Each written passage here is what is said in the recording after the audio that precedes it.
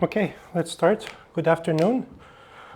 So today is our final class before the presentations, so no more new material today, after today.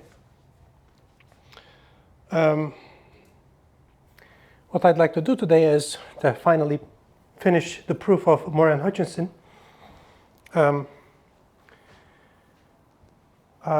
Maybe discuss these two theorems.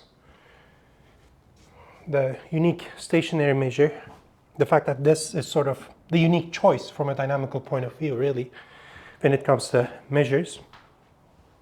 And a certain ergodic theorem that really justifies why the chaos game works in practice.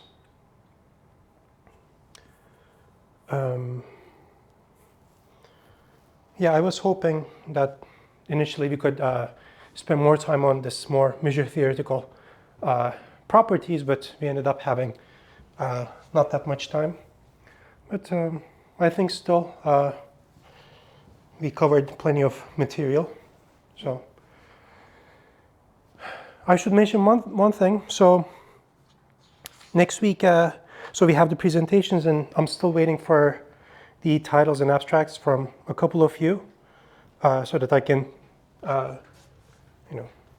distribute the schedule. Also, what we're going to do is, so I've printed out what I'm calling presentation audience form, something like this. It's on Canvas right now, but I'm going to give you printouts next week.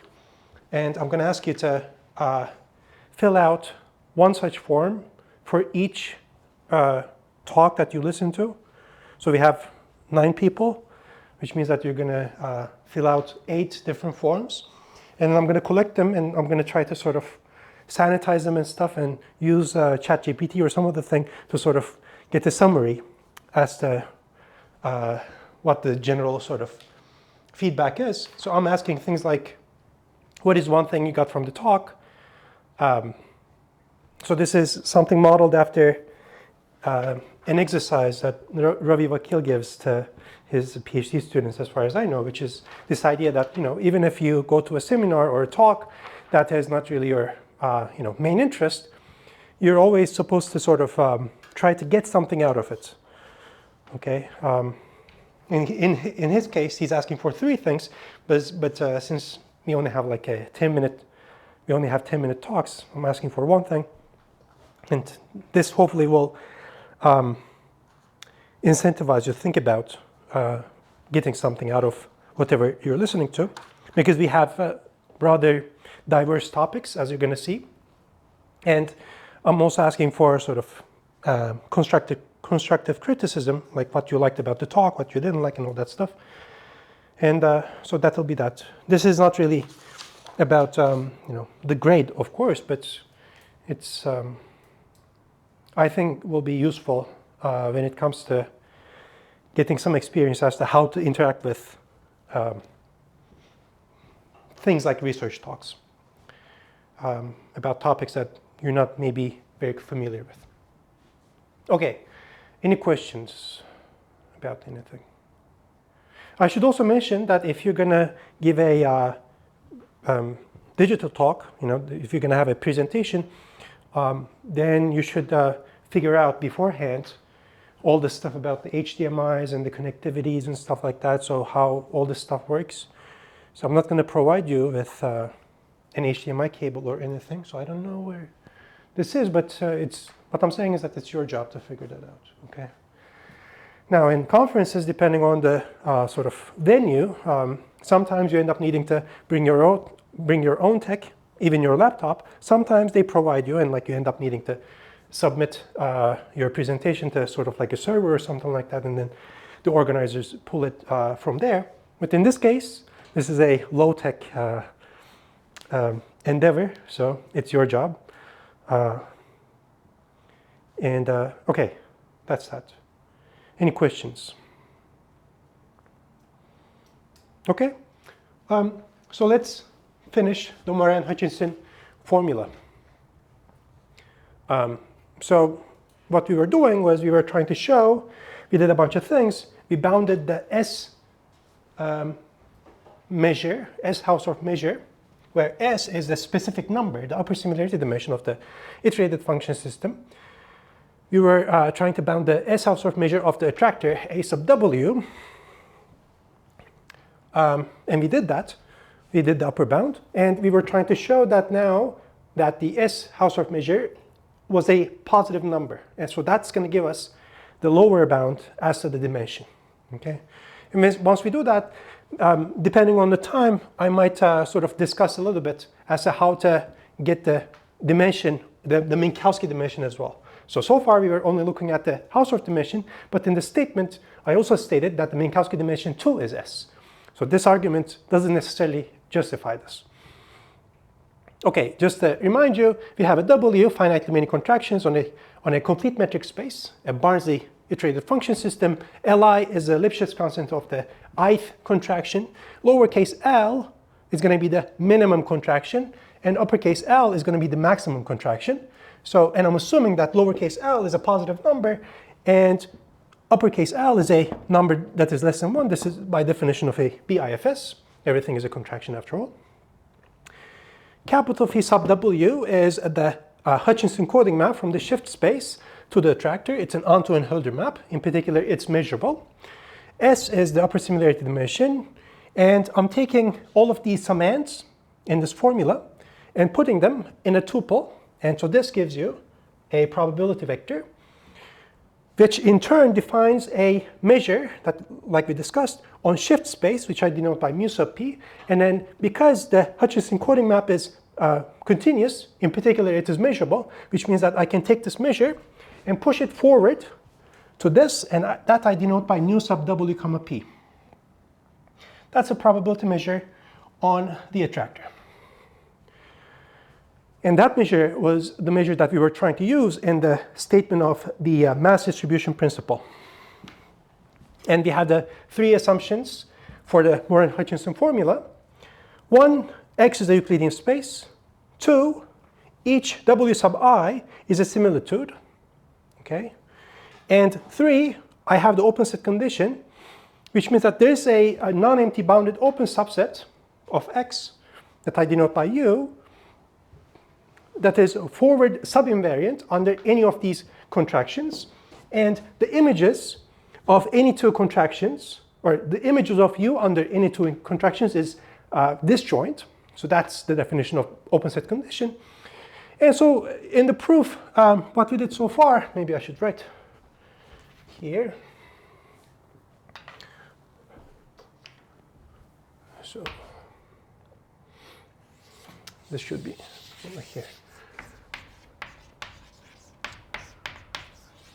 What we're trying to do right now is this. That's what we're trying to prove. And here's a summary of what we did so far. Given that U is open and bounded, there's two numbers, lambda and rho, and 2 points x and y, such that U contains a ball of radius lambda, and in turn is contained in a ball of radius rho. And then I took an r between 0 and 1, and we had this stopping time business, which said the following. If I were to take any sequence in shift space, any element in shift space, there's a unique time, unique stopping time that depends on r and omega, such that this happens. This is the magic inequality.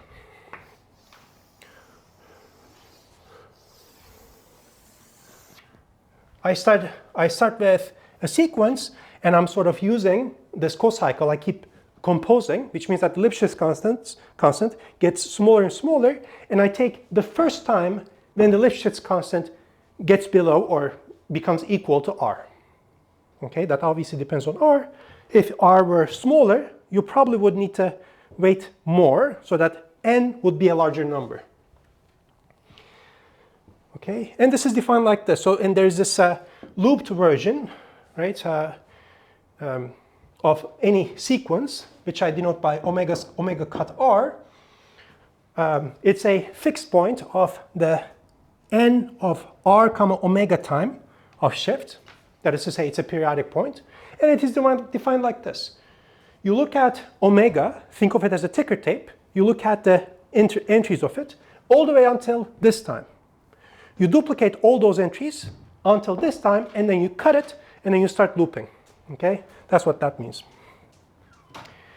Then we defined this P sub R set, which is a subset of the set of periodic points of shift, which is a set of all those cut versions of all points. And it was an exercise last time that I gave that this is a finite set, in fact.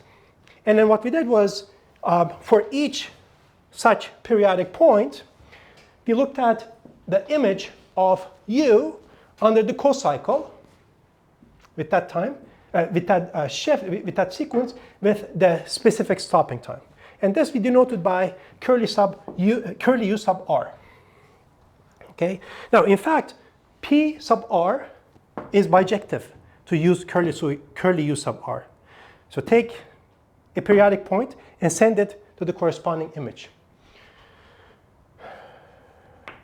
Any questions about any of this so far? Now, maybe I should mention a couple words about why you're doing this. Okay. The point ultimately is the following. So if you had, for instance, the standard middle thirds Cantor set construction, a long time ago, I gave as an exercise to compute the definition, to compute the dimension of it. The point is that if you have sort of a construction like that, where lowercase l is equal to uppercase L, so the minimum contraction is the same as maximum contraction among all contractions in your iterated function system,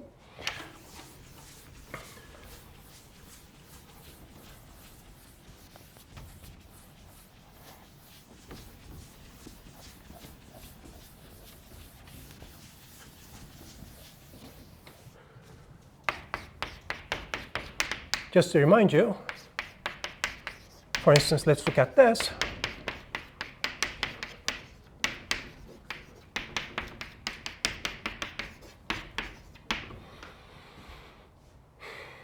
And then you can show, for instance, that was an exercise that the Minkowski dimension of the attractor, which is the middle thirds Cantor set, is log 2 over log 3, and so on.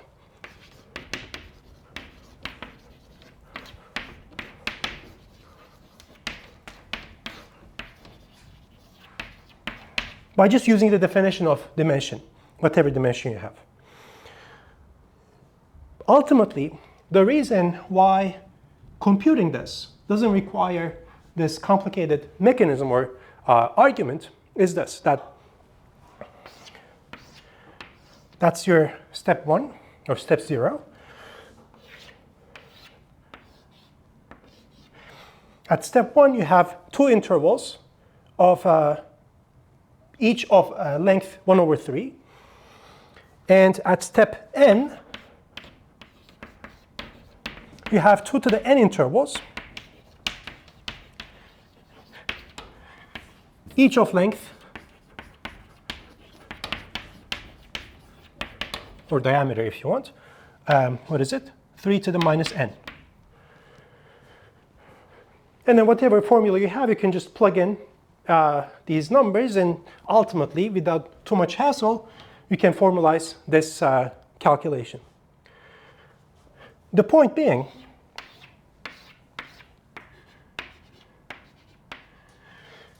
the following. Whenever you have same contractions or same contraction coefficients, right, so in this case, uppercase L divided by lowercase l is 1. Maximum contraction is the same as minimum contraction. Well, once you fix a scale, all you need to do is compare the subsets at the same level. Okay, because they are basically the same size. They're actually exactly the same size. Okay, so this makes the calculation simpler. But if you had this, now things are slightly more complicated, because this means that some of the subsets, let me just write it here.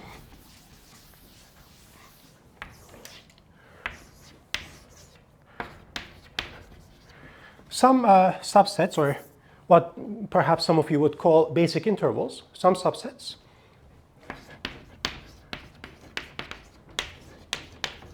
generated at time n are smaller compared to some others, are smaller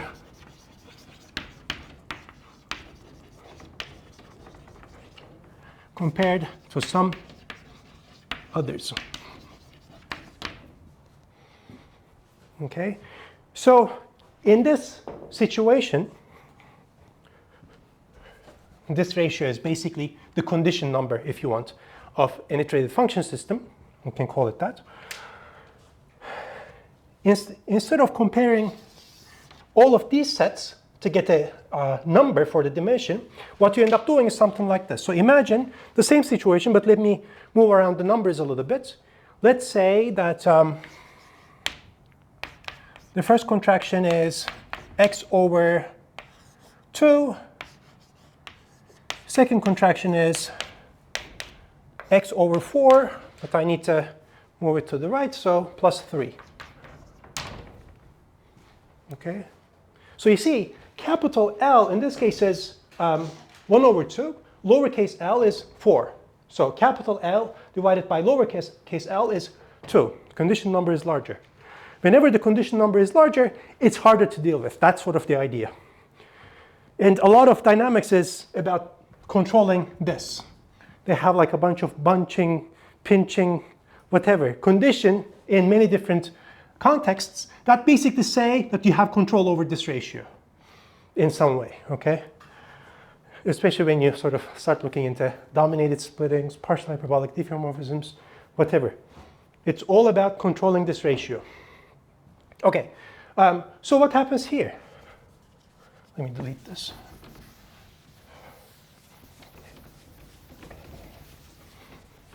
So you see the number of intervals generated at each step still is, what, 2 to the n. But some of them are smaller. Okay, so maybe like this.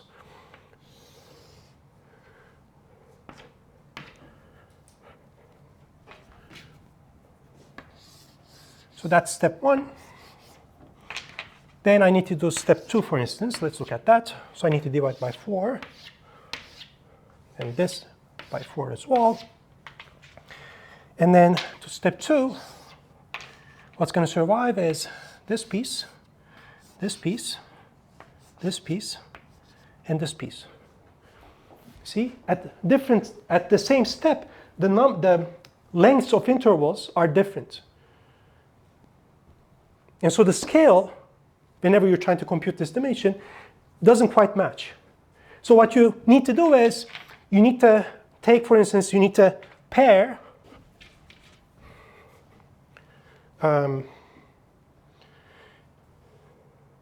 maybe this interval and that interval, and maybe this interval and that interval. And maybe to pair this interval, you need to sort of like wait here a couple times more. And then you're going to get now intervals that are comparably, whose lengths are comparable to the length of this. That gives you sort of like basically a comparable or approximately the same scale. This waiting time is exactly doing that. It's saying that, oh, if I have this situation, or in general too, I just need to wait these iterations. I just need to iterate sufficiently many times so that I can cluster different intervals like this. Okay? So this stopping time is really allowing you to sort of mix and match different steps, as opposed to this nicer situation. Okay? That's all there is to it. Any questions about this idea? Like, for instance, in this case, it would be a very nice exercise to explicitly try to compute the n number for some omegas. Okay. And of course, instead of trying to do it geometrically, the point is you want to sort of like have an algebraic expression. You want to have functions that you can calculate, blah, blah, blah, so that you can sort of write things down explicitly. Okay.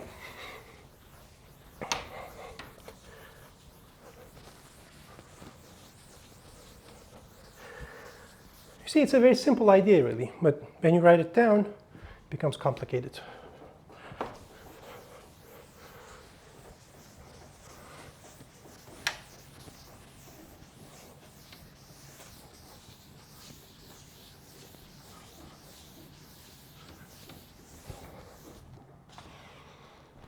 Let's continue with the proof. So we already used also the covering lemma. And so let me define it like this. So for all z,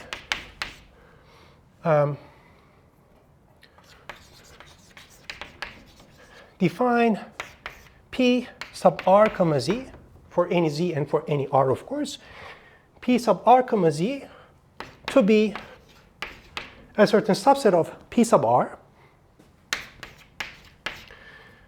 defined by the following. If I were to take the open ball centered at Z of radius r, the associated element of curly U sub r associated to omega, I want its closure to intersect this. And that I can denote like so.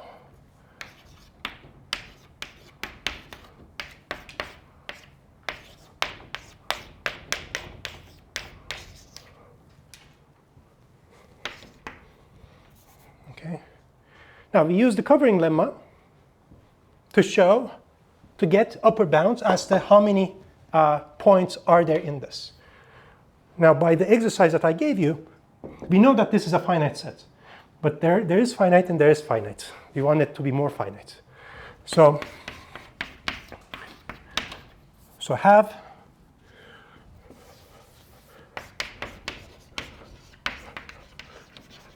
from last time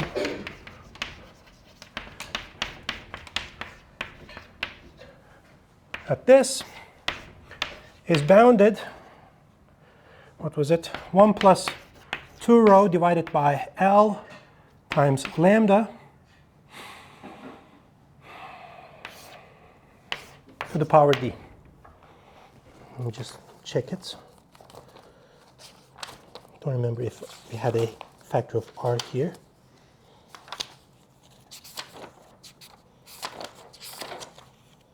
No, okay, that's correct. Okay, so we use this covering lemma and all that stuff to get this number as an upper bound as to how many such periodic points, or in other words, how many open sets like this I can hit using an open ball of radius r. Okay. Then we also showed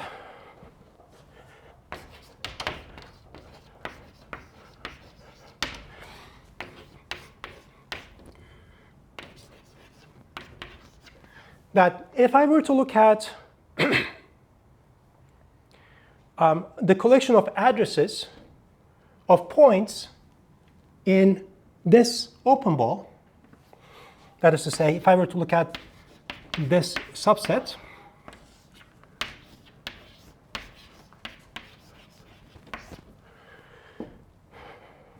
this is a collection of addresses, collection of points in shift space. Recall that capital Phi was the coding map. All this is included in this.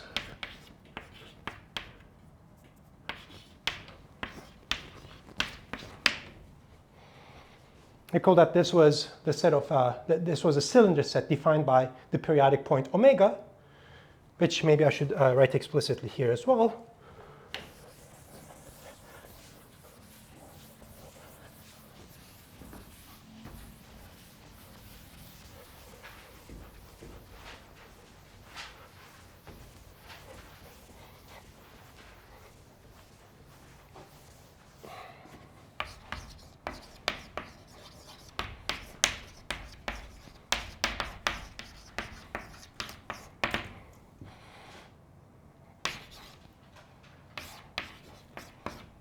Oh, maybe I should write it like this so that it is clearer.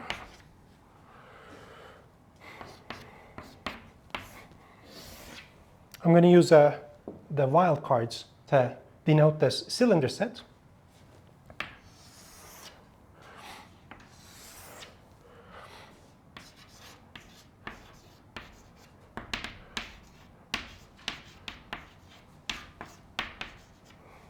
I know that this particular omega, because it's in p sub r, it's cut at time r, or it's cut at n of r comma omega, which means that after this I need to start repeating.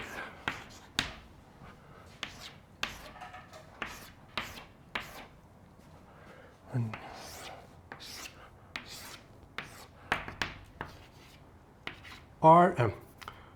n of r comma omega minus 1, and then you again do omega 0 and so on. It's a periodic point. And so this cylinder set is the set that you obtain by fixing the first n of r comma omega entries and then the remainder wildcards.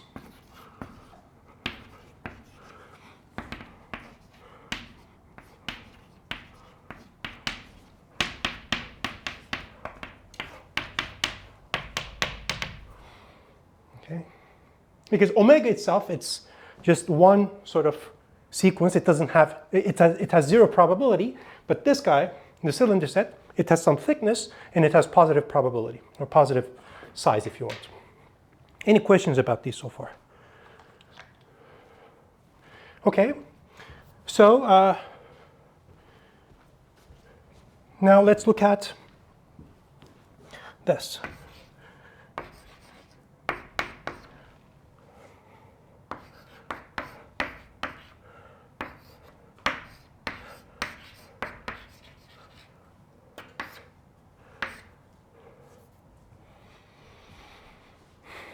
The measure of this intersection, of the intersection of the attractor and this ball. Recall that we were still trying to prove, what we were trying to do was, we were trying to show that one can use this nu sub w comma p as this outer measure in the statement of the mass distribution principle. Which means that for that we need to have something about this, and we need to have an upper bound for this expression in terms of the diameter of this set, which is 2r, to the power s. That's what we were trying to do.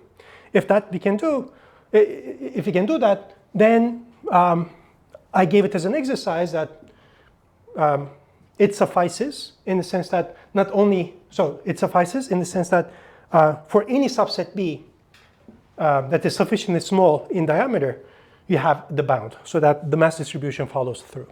Okay, so let's open this up. Recall that this was the push forward of mu sub p under this coding map. Let me be explicit perhaps, because I discussed this very fast. This guy is the push forward of mu sub p under the coding map.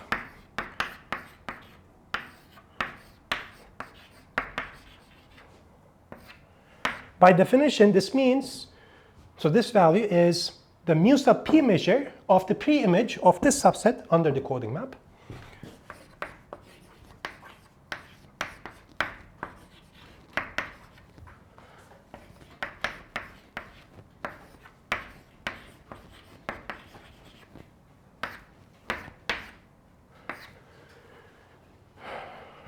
But by this, I have that this pre-image is included in this.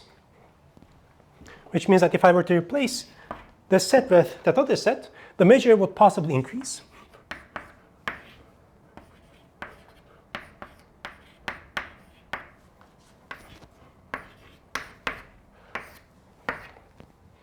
Okay, if I were to take, so I don't know if these are disjoint, well they are disjoint, but it doesn't matter.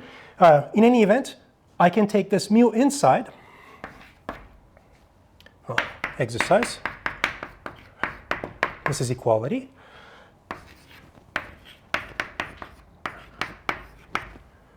I have this.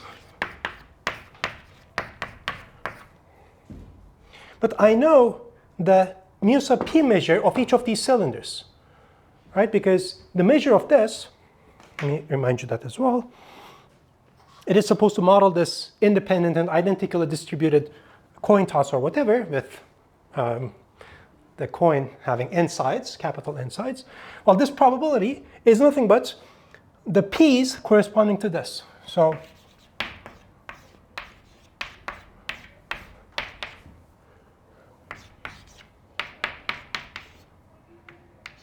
n of r comma omega minus 1 p sub omega I. Okay, so I can replace it here.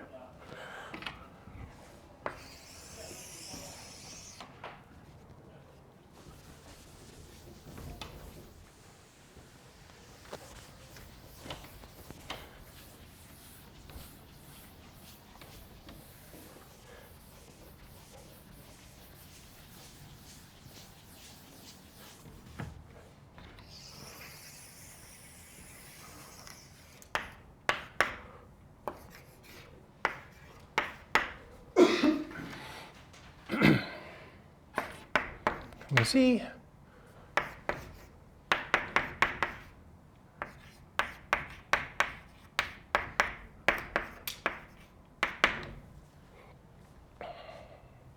I call that was the product, finite product. Well, what is this pi or p sub omega I? Well, p sub omega I, by definition, L sub omega I to the power s. I'm taking the product of all of these, and that means that I can take this s power to the outside. And really, this product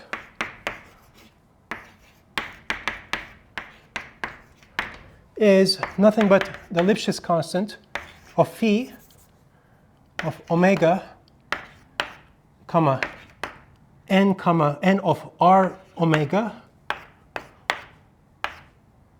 to the power s.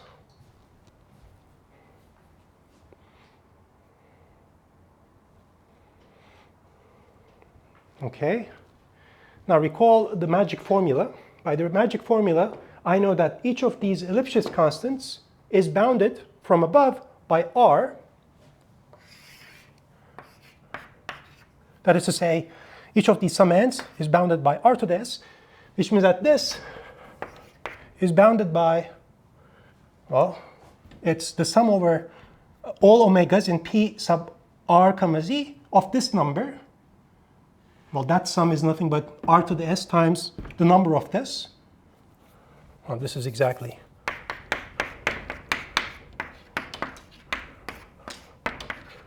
this, but I have an upper bound as to what this can be.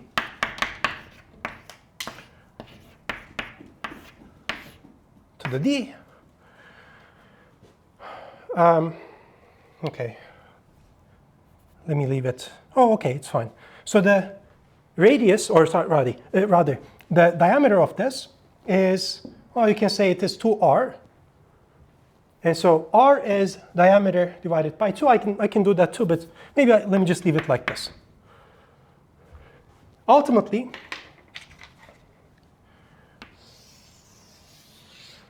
this I'm denoting by gamma in the statement of mass distribution principle. Okay, maybe let me write it like this actually. Change my mind. So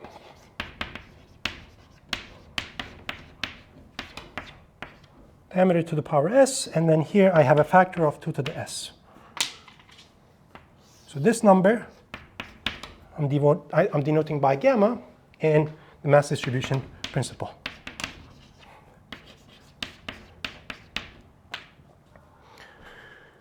Now this nu sub w comma p was a probability measure supported on the attractor. That is to say, the attractor has full measure, probability or measure 1 relative to this, which means that this nu sub w comma p also satisfies the second assumption in the mass distribution principle. And from that,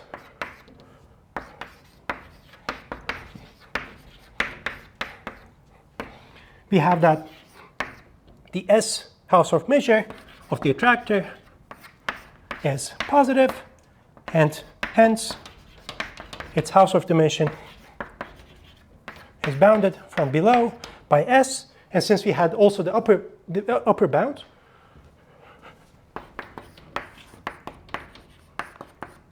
we have that indeed the Hausdorff dimension is equal to the upper similarity dimension. And that's the end of the proof.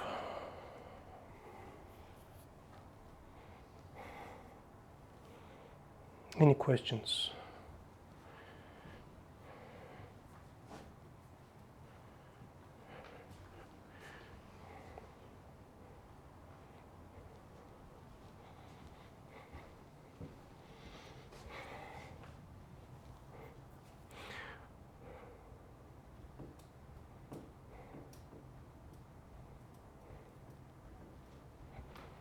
Comments?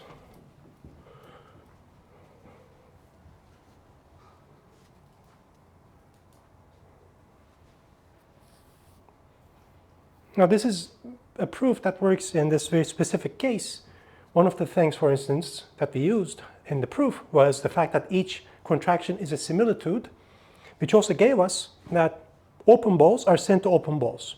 They're not distorted, which allowed us to get these collections of disjoint open subsets, curly U sub R, and so that sort of simplified a lot of the calculations, for instance.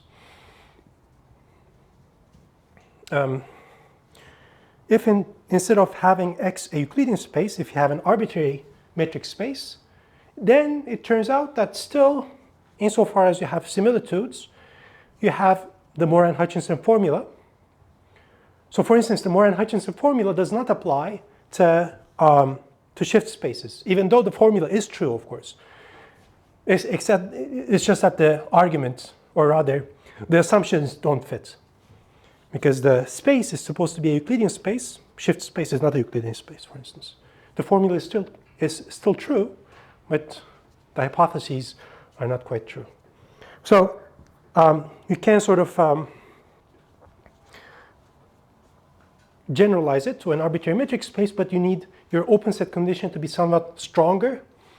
And Schief has some papers about this, which I think I've uploaded.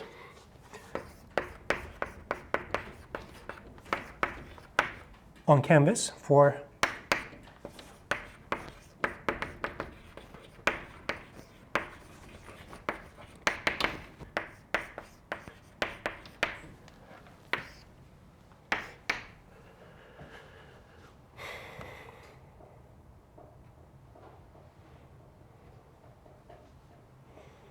some people also look at the situation where you have infinitely many iterated functions, infinitely many functions in your iterated function system.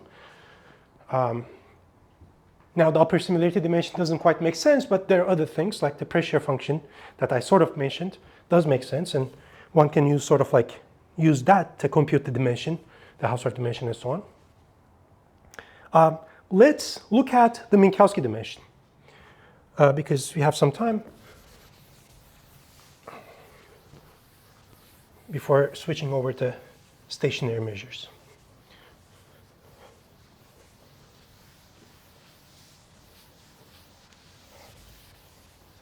So when I stated the Moran-Hutchinson dimension formula, I gave 5 or 6 items.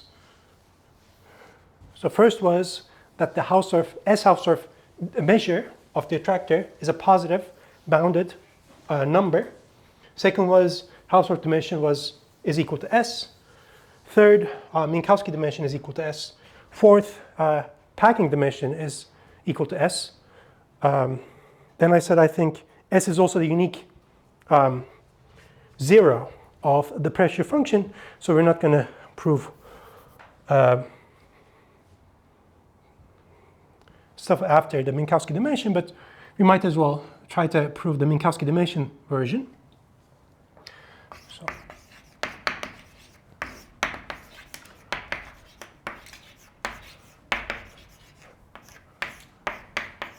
In the same situation, I want to show that the Minkowski dimension instead of Hausdorff dimension 2 is equal to S.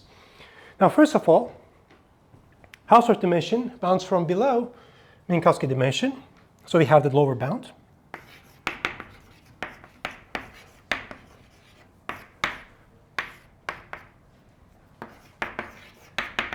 Now, at this stage, I don't know if the lower Minkowski dimension equals to the upper Minkowski dimension, so I have to write it like so.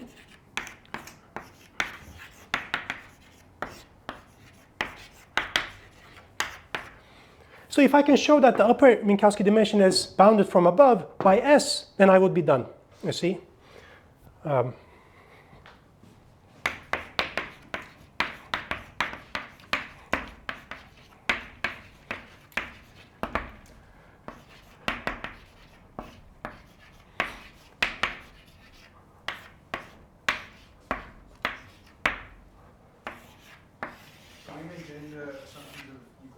Yes, yes, yes.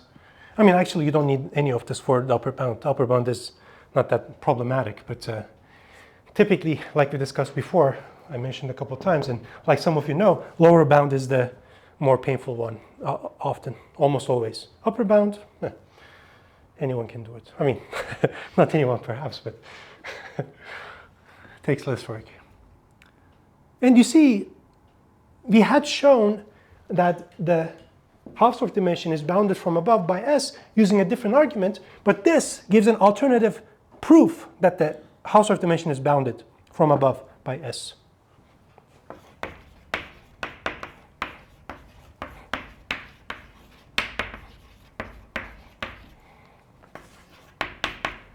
Alternative for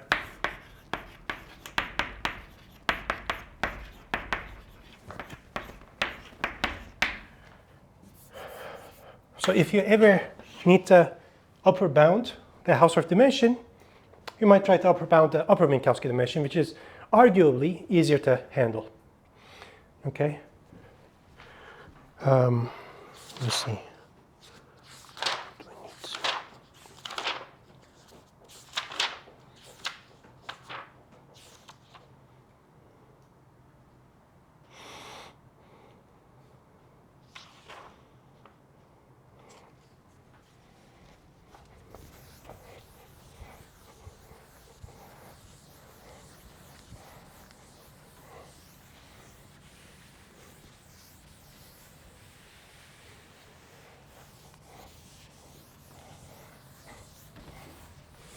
I will again use this P sub r subset of the set of periodic points of shift, because that sort of like gives me pixels of approximately the same size. That's the idea, like we discussed.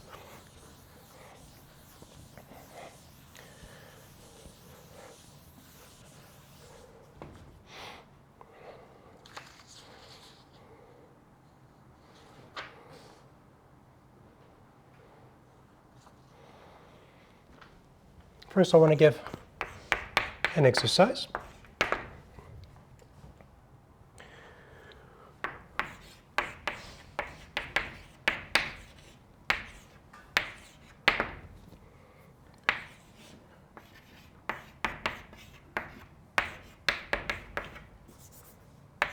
This is believable, but maybe it's a nice argument.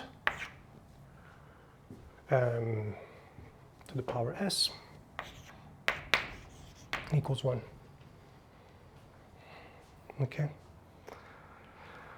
So this is a finite sum. It's a finite set based on this previous exercise, and I'm adding finitely many numbers, and I'm saying this always equals 1. The main idea is the following, right? So you fix your r, and so idea.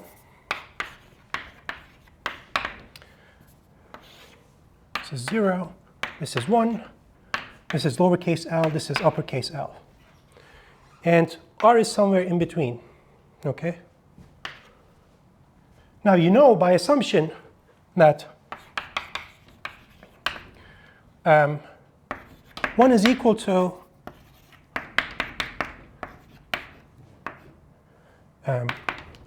this, because S is upper similarity dimension.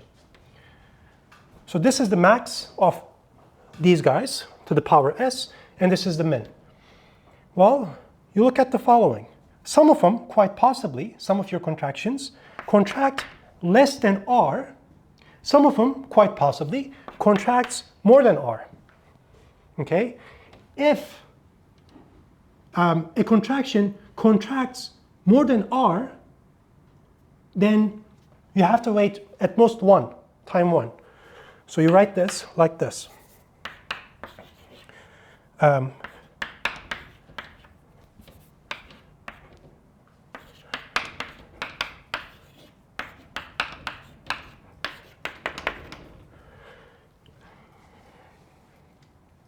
Okay, it has two sums. Either L sub I for any I is less than or equal to this R that you fixed, or it's above. If it's less than R, this is part of this P sub R. If it's more, then that means that you need to keep iterating. So you need to sort of like subtract this or divide this more and more. Basically, you sort of like follow this argument, and by induction, basically this is what you get. Okay, let me leave it.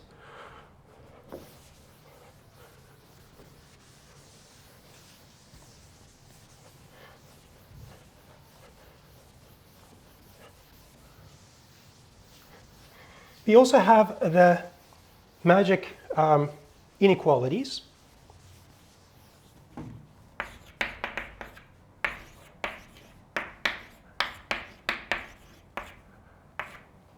Meaning that this is bounded from above by R and bounded from below by L times R, which means this to the power S is bounded like this.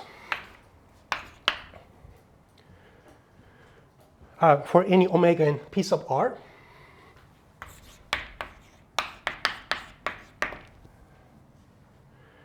Well, if this is the case, based on the exercise,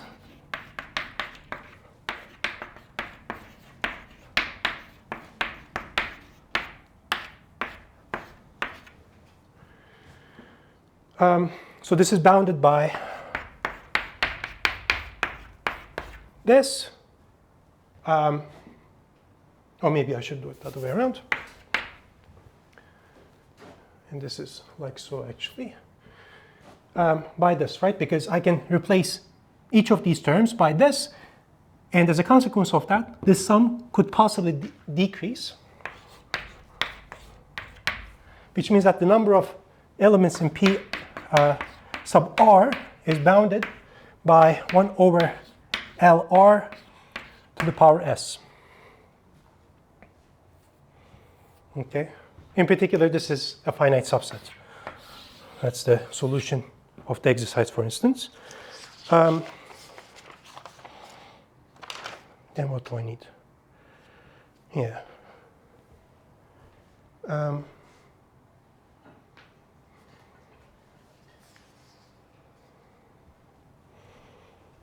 And further, we had this. This we also discussed last time.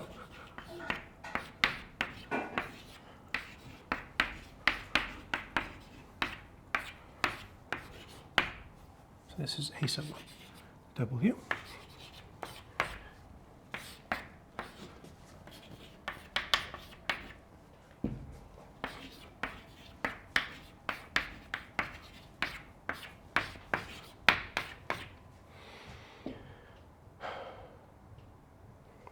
Each of these functions is a similitude,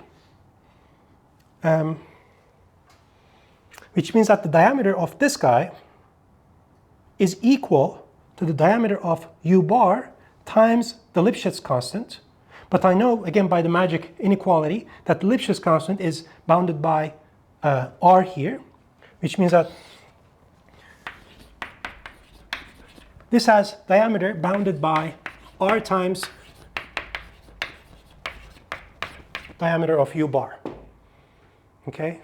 So what this says is that at scale R times diameter of u bar, I need this many, at most, things to cover. Okay, this is also sort of a recap of Minkowski dimension.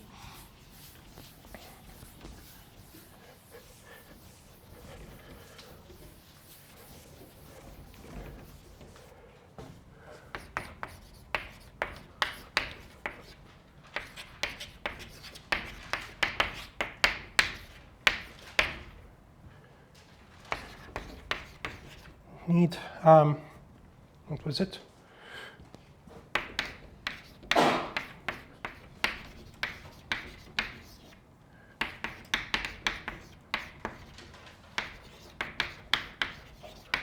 Of scale R times diameter.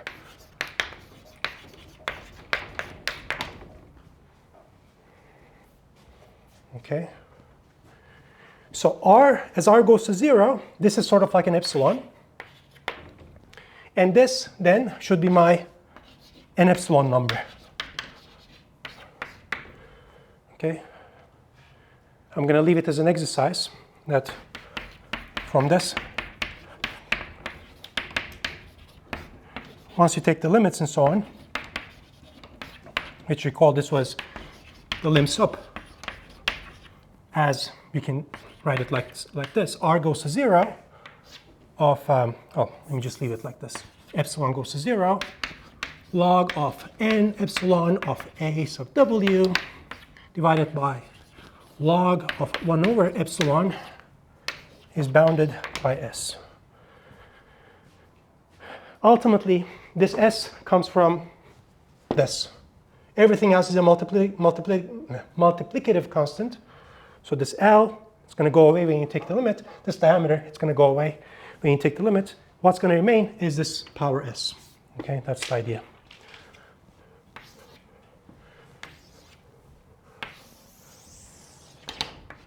And that's how we get the upper bound.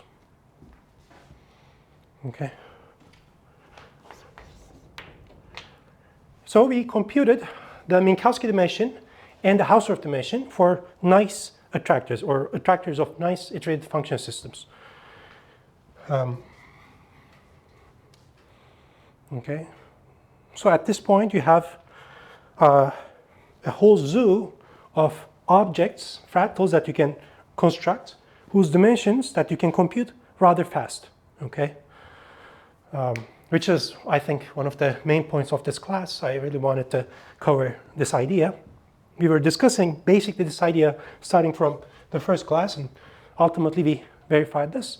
And of course, now that you have the proof, you don't need to go through the proof every single time. You can just plug and chug and all that stuff. Okay, let's take a break. When we come back, we're going to discuss stationary measures just a little bit.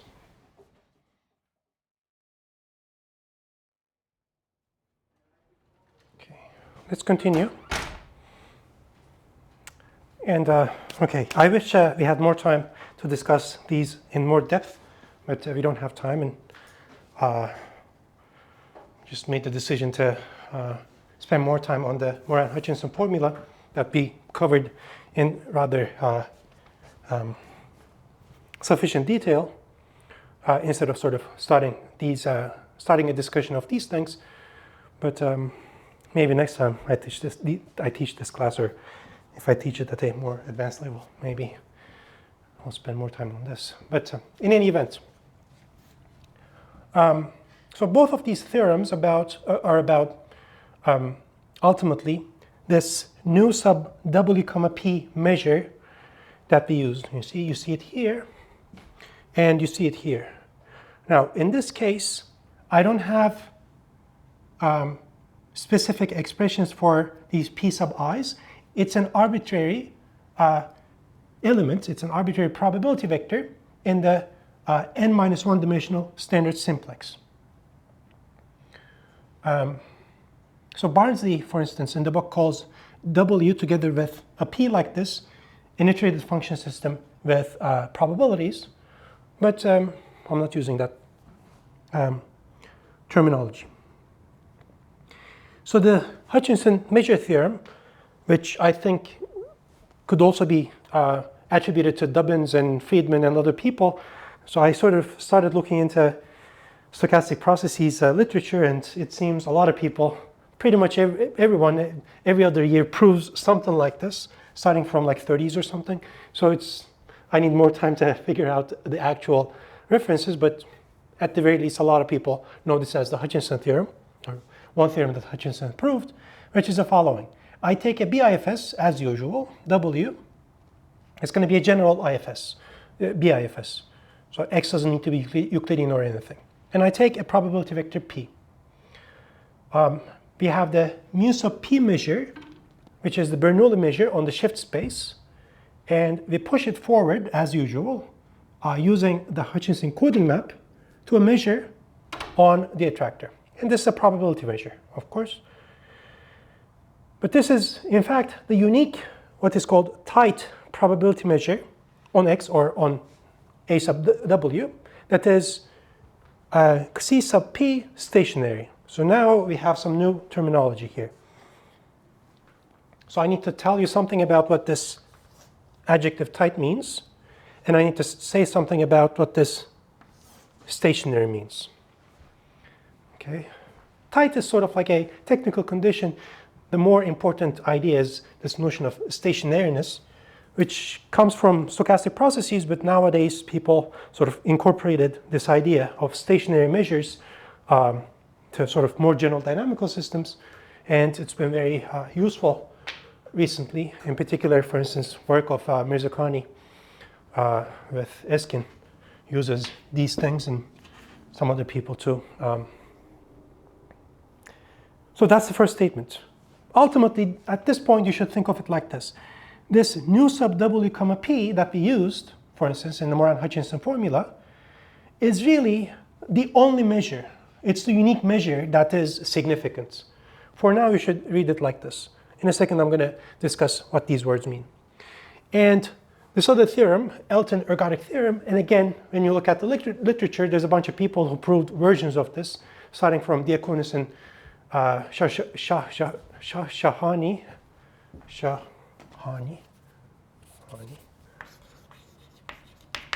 and then Barnsley and Demko proved a version of this too, and there's a bunch of other people too. But in any event, again, you have a general B-IFS, and it says the following. For any point, for any initial condition x in the space x, and for any bounded continuous function phi on x taking real values. So this is what you might call an observable.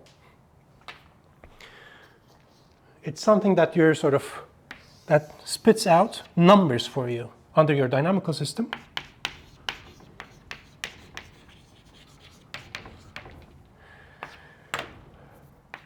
Then there is a Borel measurable subset of the shift space that I denote by n of x comma phi, because it possibly depends on the initial condition and the observable that you're using, such that it is negligible. It has probability 0, or it has measure 0, relative to the product measure mu sub p. And for any point omega in its complement, the following happens. The way you should think of this is like this. The left-hand side is a time average, okay? And the right-hand side is what is called the space average. And so this is why it's called an ergodic theorem. Whenever you have a time average that converges to a space average, that's basically an ergodic theorem, or law of large numbers or whatever. So let me write those as well. So this is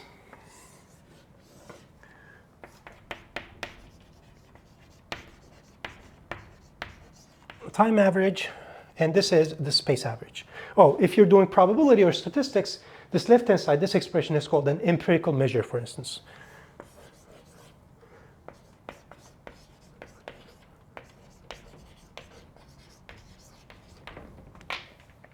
And a faster way of saying this is that almost surely, this is what this set says, is like you need to discard possibly a negligible collection of points in shift space, such that outside that negligible subset, time averages converge to space averages. Time averages converge almost surely, or almost everywhere, depending on what you're doing, to space averages. And that's how we would say this. Now, I need to, again, say a couple of things about this. Well, the main thing that we need to define here is this part. I didn't define this integral, we didn't have time. I defined it for finite sets. But in this case, x doesn't need to be a finite set. In fact, it is not a finite set. Okay, so first let's discuss what tightness means to get it out of the way. And in fact, let me define this as well.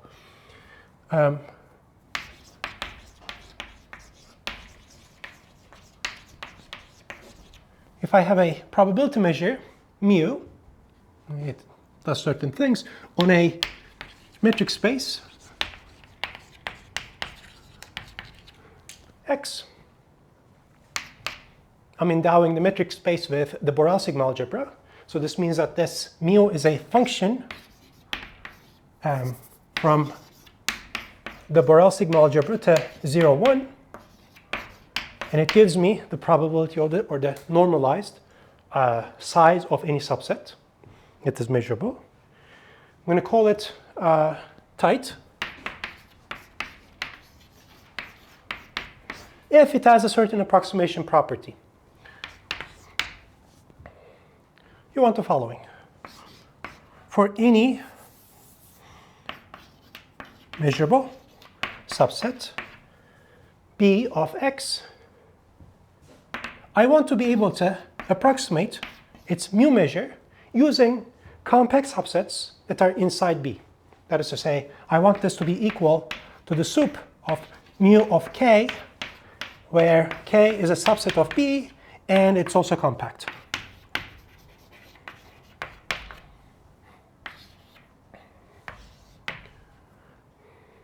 Okay. Now, I want to spend perhaps a couple more minutes about this, but ultimately, this uses the Banach contraction principle. Okay? We had discussed this a while ago. Whenever you see something like this, there's a unique blah, blah, blah. Your first guess should be, oh, probably there's a Banach contraction principle being applied here. You may not see it here, what is the matrix, what is the complete metric space, what is the contraction, and so on, but there is something like this, okay?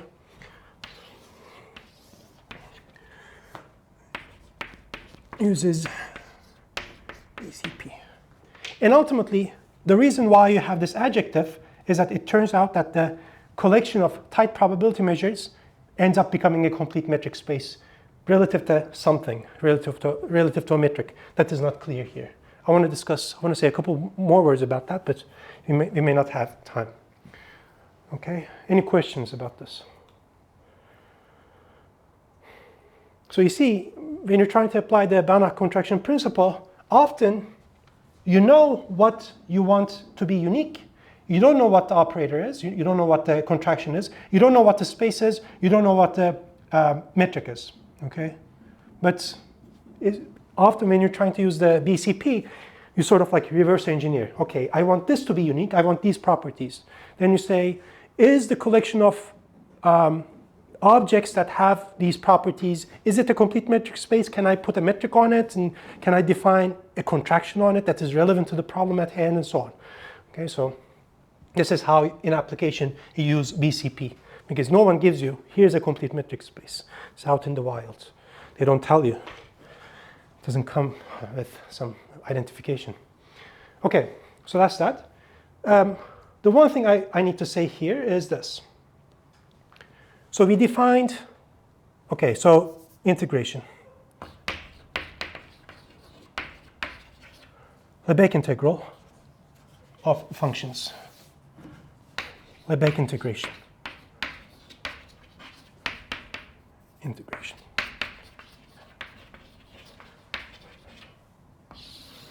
So this is an alternative formalism for integration, alternative to Riemann integration that you might have seen before.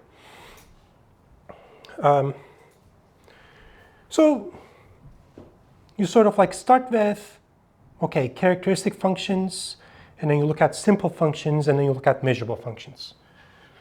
So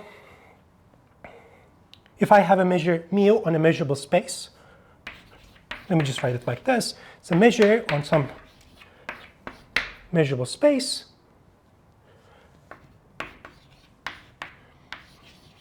If B is a measurable subset, I had given that as an exercise that its characteristic function, which is the function that gives 1 on B and 0 otherwise, it's a measurable function, and vice versa, in fact. And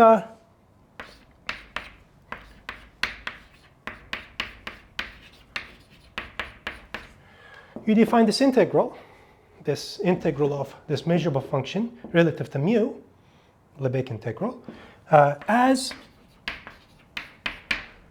the measure of B. Okay. If phi is simple measurable, which means that it's a linear combination of characteristic functions,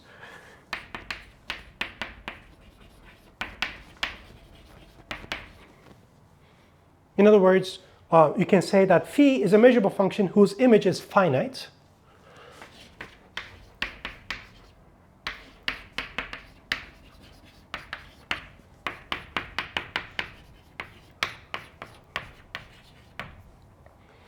Well, I can think of it like this then. I can factorize phi as a surjection onto its image, and then an injection, which is the injection of the image into R. So that's an onto function, we can call it sigma, and that's an injective function, iota. Well, I have a measure here. I can push it forward using sigma. That would give me a measure on the image. The image is finite. You know how to integrate on a finite set based on what we discussed last week. Well, I want the integral to be defined in a consistent manner. Let me just erase this.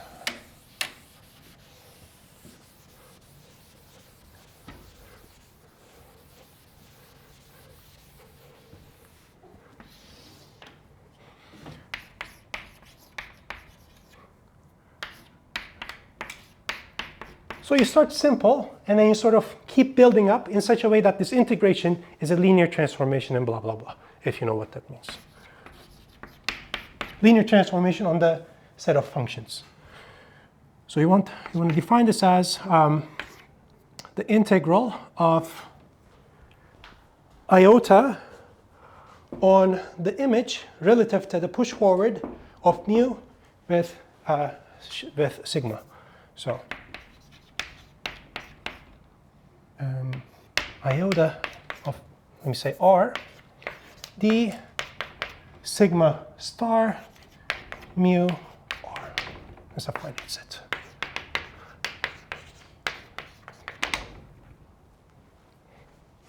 I'm being very, very terse here because I'm trying to fast forward this stuff, but if you take a class in measure theory, I guarantee you they're not going to define it like this. They're going to define it some other way. But then again, they don't define push forwards, so push forwards are very useful. And if you have an arbitrary measurable function,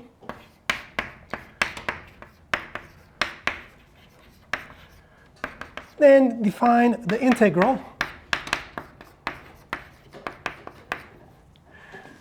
ought to be the sup of all integrals of simple measurable functions.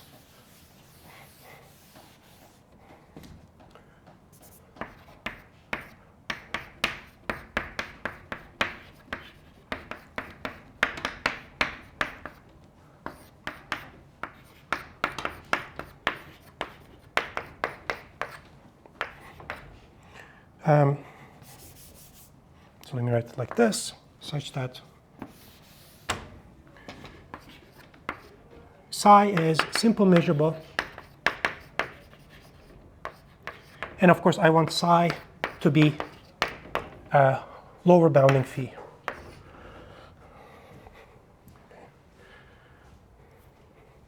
Continuous functions are measurable, and so this is defined this way.